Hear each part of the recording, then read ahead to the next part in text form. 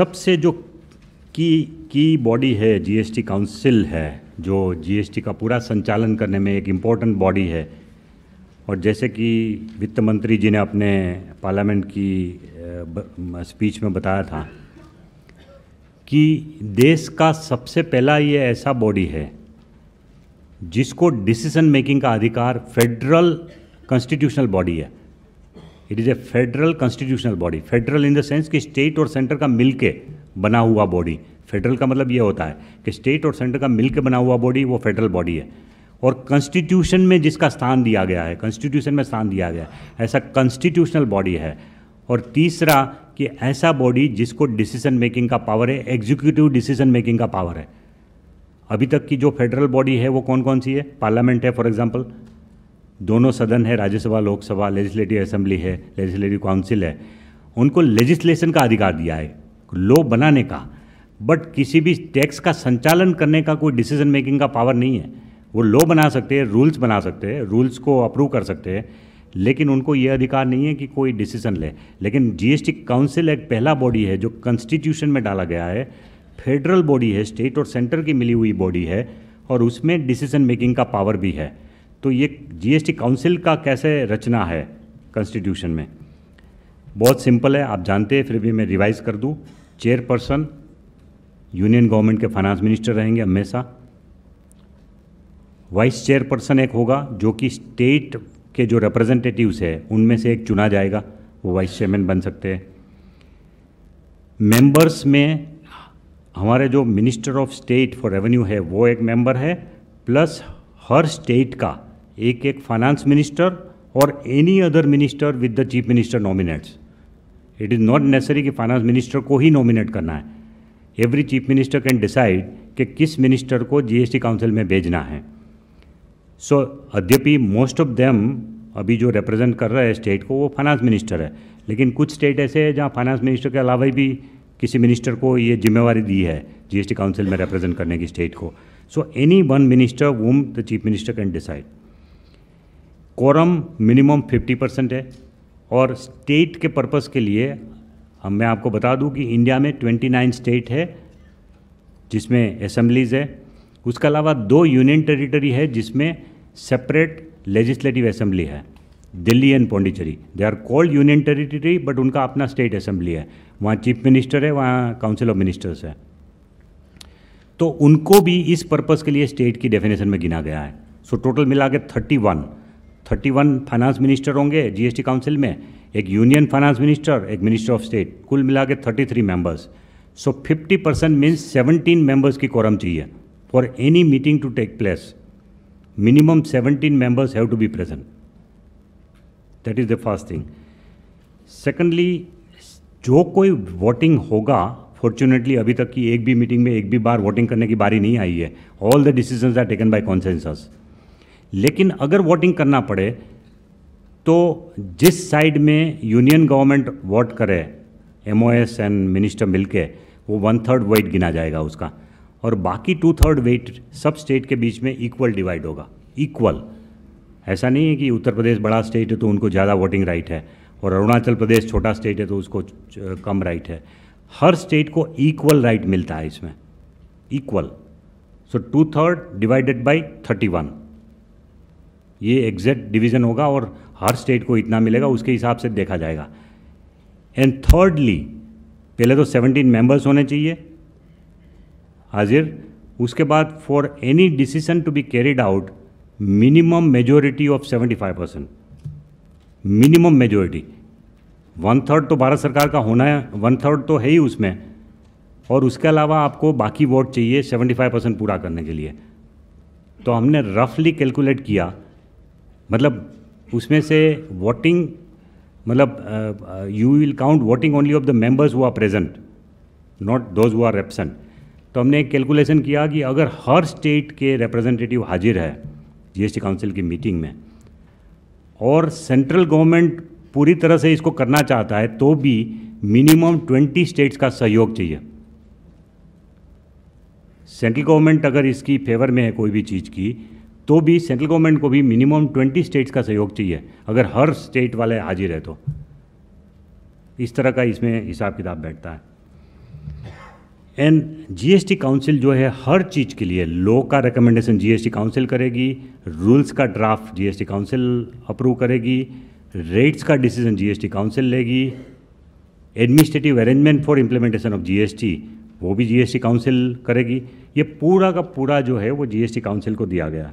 अभी तक कुछ डिसीजन जो जीएसटी काउंसिल ने लिए हैं उसमें आपको मैं फिर से दोहरा दूं कि क्या क्या मेन डिसीजन काउंसिल ने लिए हैं। ये 13 मीटिंग जो अभी तक हुई उसमें सबसे पहला डिसीजन तो ये लिया कि भाई 20 लाख तक एग्जम्पशन लिमिट रहेगी नॉर्मल स्टेट में, और 11 जो स्पेशल कैटेगरी स्टेट्स है उसमें 10 लाख रहेगा। अभी तक वेट में और सर्विस टैक्स में ये लिमिट 10 लाख की थी नॉर्मल स्टेट में, और स्पेशल कैटेगरी स्टेट में 5 लाख थी। तो ये लिमिट बढ़ाने से क्या हो गया कि काफ़ी सारे छोटे कारोबारी जो थे 10 और 20 लाख के बीच में, उनको तो जीएसटी के दायरे में से बाहर निकल गए, वो उनको एक रिलीफ मिल गया इन ए वे, वो सीधा ही डबल कर दिया लिमिट जो है वो।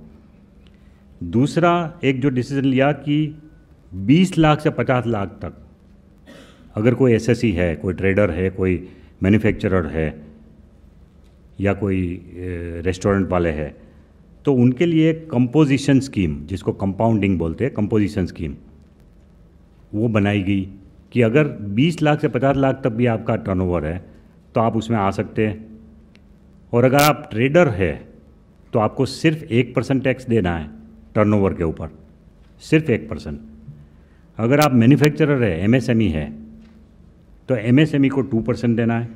और अगर आप रेस्टोरेंट चला रहे हैं, छोटी रेस्टोरेंट जिसका टर्नओवर 50 लाख से नीचे है सालाना, एनुअल, तो फिर आपको 5% टैक्स देना है lump sum. No invoice wise detail to be given, quarterly return file करना है कंपाउंडिंग वाले को, कंपोजिट स्कीम वाले को क्वार्टरली रिपोर्ट रिटर्न फाइल करना है, और वो भी उनको अपना पूरा टर्नओवर की डिटेल देनी है, बस सिर्फ टर्नओवर देना है, उनको एग्जैक्ट बिल वाइज डिटेल देने की ज़रूरत नहीं है जो 50 लाख से कम टर्नओवर वाले हैं उनको। दूसरा एक डिसीजन लिया गया कि भाई जिस जिस स्टेट में पहले वेट का एग्जेम्पशन दिया हुआ था इंडस्ट्री के लिए, इंडस्ट्रियल इंसेंटिव स्कीम के नाम पे, तो वो सब अब जीएसटी रेजिम में नहीं रह सकता। तो जिस स्टेट को अपना वो जो प्रॉमिस दिया था इंडस्ट्रियल इंसेंटिव का, उसको अगर जारी रखना है, उसको अगर ग्रैंडफादर करना है, तो वो बजट में प्रोविज़न करके वो टैक्स का रीइंबर्समेंट देंगे। टैक्स तो पहले जीएसटी में आ ही जाएगा, उसके बाद उसको रीइंबर्समेंट करने की कोई स्कीम ला सकते हैं। लेकिन as far as exemption is concern, GST regime में कोई एग्जेम्पशन नहीं होगा इस तरह का इंडस्ट्रियल इंसेंटिव टाइप का। कुछ कमोडिटी एंड सर्विसेज ऐसी होगी जो कि एग्जेम्प्ट लिस्ट में होगी, लेकिन ये जो है इंडस्ट्रियल इंसेंटिव के नाम पे जो कि भाई इस इंडस्ट्री बैकवर्ड इलाके में है इसलिए उनको एसजीएसटी भरना ही नहीं है, इस तरह का कोई एग्जेम्पशन मिल नहीं सकता जीएसटी रेजिम में। पहले उनको भरना पड़ेगा, फिर अगर स्टेट गवर्नमेंट उनको इंसेंटिव देना चाहे या सेंट्रल गवर्नमेंट उनको इंसेंटिव देना चाहे तो उनको रीइंबर्समेंट करना पड़ेगा बजटरी प्रोविज़न के थ्रू।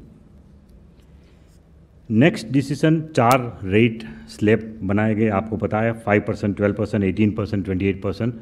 और ये भी डिसीजन लिया गया कि basic formula for fitment will be कि जो excise duty, VAT plus CST का जो अभी या सर्विस टैक्स का जो बोझ है कमोडिटी के ऊपर या सर्विस के ऊपर अभी, उसके आसपास वाले स्लैब में उसको फिट किया जाएगा। ये एक ब्रॉड डिसीजन फॉर्मूला भी जीएसटी काउंसिल ने बताया था। तो उस मार्ग पर चल के रेट का फिटमेंट होगा जो आगे बढ़ के। ये भी डिसीजन हुआ है कि कुछ ऐसा लिस्ट होगा एग्जेम्प्ट प्रोडक्ट्स का कि जिसके ऊपर जैसे कि जीवन ज़रूरत की आवश्यक चीज़ें हैं उसके लिए एग्जेम्पशन लिस्ट में भी हो सकता है, अनाज है या ऐसी कोई एसेंशियल कमोडिटी है, वो सबको एग्जेम्प्ट लिस्ट में भी रखा जाएगा। सर्विसेज में भी एक एग्जेम्प्ट लिस्ट होगा और गुड्स में भी एक एग्जेम्प्ट लिस्ट होगा। और एक और ये भी डिसीजन हुआ है कि जो precious metal, diamond, gold and उसके ऑर्नामेंट्स, उसके ऊपर एक स्पेशल रेट कोई डिसाइड करेंगे। अभी तक वो रेट डिसाइड किया नहीं है, it can be anything but the council has yet to decide. And वो मतलब 2% हो सकता है, 3% हो सकता है, 4%, 5%, 6%, council has yet to decide. But that is one rate which will fall outside the slab, इसलिए काउंसिल ने डिसीजन लिया है कि उसके बारे में हम अलग से डिस्कशन करके डिसीजन लेंगे। 28% will be the maximum peak rate of GST. और कुछ ऐसी कमोडिटी है कि जिसके ऊपर ऑलरेडी अभी एक्साइज ड्यूटी और वेट का बोझ जो है वो 28 से कहीं ज़्यादा है, काफ़ी ज़्यादा है। तो ऐसी सब कमोडिटी जो है 4, 5, 6 उनके ऊपर एक एक्स्ट्रा सेस लगेगा। जैसे tobacco product is one, luxury cars is another. तो ऐसी प्रोडक्ट के ऊपर जो सेस लगेगा वो सेस लगाया जाएगा और वो सेस की इनकम कॉम्पनसेशन किटी में जाएगी और उसमें से कॉम्पनसेशन दिया जाएगा। इस तरह का एक डिसीजन हुआ है। एडमिनिस्ट्रेटिव डिवीज़न की भी बात हो गई है जो काउंसिल में, कि अभी एग्जिस्टिंग जो छोटे कारोबारी है 1.5 करोड़ से नीचे के टर्नओवर वाले, उनमें से 90% जो कारोबारी का जो होगा एडमिनिस्ट्रेशन वो स्टेट गवर्नमेंट करेगी और 10% का सेंट्रल गवर्नमेंट करेगी। और 1.5 करोड़ से ऊपर जो एसएससी है टोटल, उसमें से इक्वल होगा, 50-50 होगा। और अगर कोई नया यूनिट रजिस्टर होता है, क्योंकि उसका टर्नओवर डिसाइडेड नहीं है, तो नया यूनिट जब रजिस्टर होता है तब एक सेंटर को जाएगा, एक स्टेट को जाएगा, क्योंकि जीएसटीएन पोर्टल पे ही रजिस्टर कराएंगे। सो जिस भी स्टेट में वो रजिस्टर होता है उसमें एक जो नया आएगा वो सेंटर को जाएगा, एक स्टेट को जाएगा। इस तरह से डिवीज़न होता रहेगा। उसके बाद जब टर्नओवर डिसाइड होगा तो फिर अलग से उसका डिसीजन हो सकता है। कॉम्पनसेशन मैकेनिज्म में ये डिसाइड हुआ कि स्टेट गवर्नमेंट की जो 15-16 में रेवेन्यू थी, उस टैक्स में जो कि सब्ज्यूम हो रही है जीएसटी में, उन टैक्स में से 15-16 में उनकी क्या इनकम थी उसको बेस माना जाएगा 15-16 को। और हर साल 14% का ग्रोथ रेट मान के उसकी प्रिजम्पटिव इनकम निकाली जाएगी कि 15-16 में मान लो 100 रुपया उनकी इनकम थी, तो नेक्स्ट ईयर में 114 होगी और उसके बाद वाले साल में 128 होगी। तो इस तरह से 14% के हिसाब से बढ़ाते बढ़ाते उनकी जो जीएसटी में से एक्चुअल इनकम होगी वो बात करके बाकी का जो गैप रहेगा वो कॉम्पनसेशन के रूप में दिया जाएगा स्टेट को। इस तरह का एक डिसीजन हुआ है।